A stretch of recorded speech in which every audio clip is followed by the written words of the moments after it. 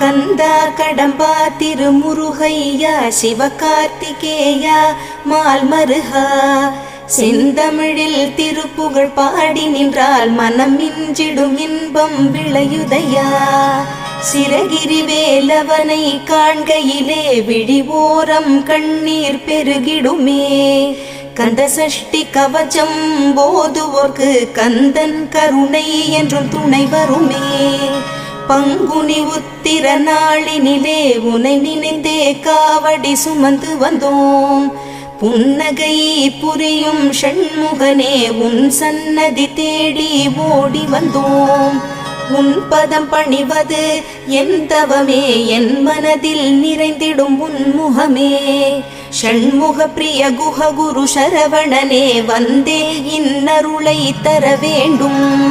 தென்பழனி மலையில் ஆண்டி முகம் சென்னிமலை